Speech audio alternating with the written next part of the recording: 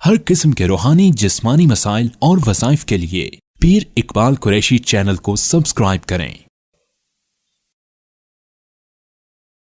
नहमदुहु व नुसल्ली व नुसल्लिमु अला रसूलिहिल करीम, अम्मा बअद, फ़अऊज़ु बिल्लाहि मिनश शैतानिर रजीम, बिस्मिल्लाहिर रहमानिर रहीम। ईद के दूसरे दिन का या गफ़ूर या रहीम का एक बहुत ही ताकतवर वजीफ़ा है जो आपके रिज़्क़ में भी बरकत का बाइस बनेगा और अल्लाह की महब्बत और अल्लाह की रहमत भी आप पर निछावर होगी। याद रखिए कि अल्लाह रब्बुल इज़्ज़त जब किसी से राज़ी हो जाते हैं तो उस पर अपनी रहमत का नुज़ूल फरमाते हैं, और जब अल्लाह की रहमत उस पर बरसती है, ये हदीस है कुदसी जो अल्लाह ने मूसा अलैहिस्सलाम से फरमाया था कि ऐ मूसा, जब कोई मुझसे महब्बत करता है, अताअत करता है, तो मेरी रहमत का नुज़ूल होता है, और जब मेरी रहमत उस पर बरसती है तो उसकी 7 पुश्तों तक चली जाती है, नस्लों में चली जाती है, और जब कोई मेरी नाफरमानी करता है तो मेरी लानत बरसती है और मेरी लानत भी 7 नस्लों तक चली जाती है। तो या अल्लाह की रहमत हम पे बरसे, और जब अल्लाह की रहमत बरसती है तो अल्लाह रिज़्क़ के दरवाज़े खोलता है, अल्लाह फतूहात के और इज़्ज़तों के दरवाज़े खोलता है, और जब अल्लाह किसी से नाराज़ होता है तो उससे रिज़्क़, सेहत, इज़्ज़त सब के दरवाज़े बंद कर देता है। अब अल्लाह को राज़ी करने के लिए 2 जुमले ये बहुत ताकतवर हैं, और अल्लाह के नामों में इनमें इतनी चाशनी है कि अल्लाह के नाम तो सारे ही बहुत अज़मत वाले, शान वाले हैं, लेकिन ये 2 नाम बहुत ही पुरतासीर हैं, और इसको ज़िक्र करने वाले ज़ाकिरीन तबका जो है वो इन नामों को बहुत ही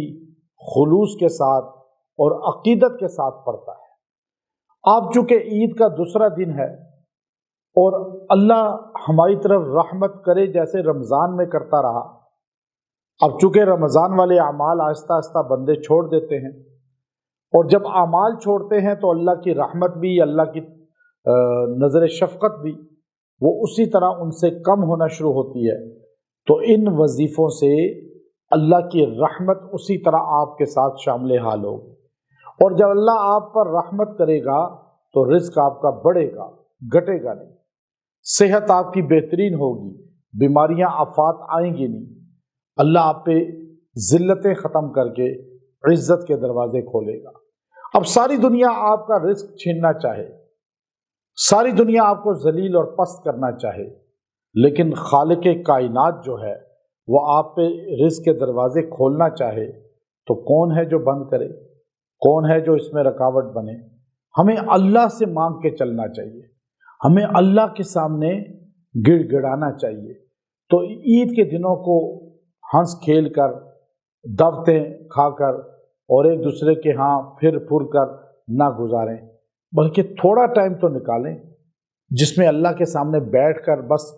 5 मिनट आप ये वजीफ़ा कर लें। अब नमाज तो फ़र्ज़ है, वो तो आपने पढ़नी ही है, नमाज कभी माफ़ नहीं है।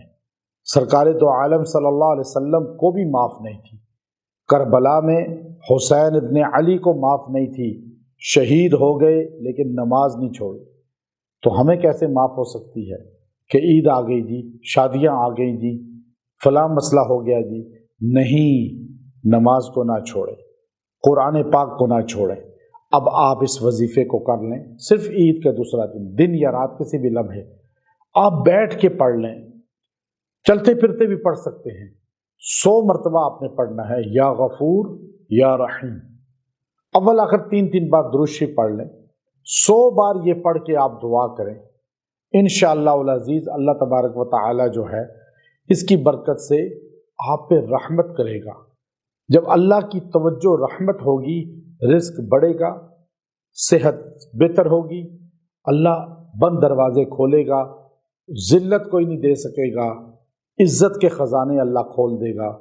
अल्लाह से मांगें, अल्लाह से दुआ करें, अल्लाह आपकी हर मुराद को पूरा करेगा। और ये वज़ाइफ जो मैं आपको देता हूँ ये आप बाद की तारीख़ों में भी कर सकते हैं,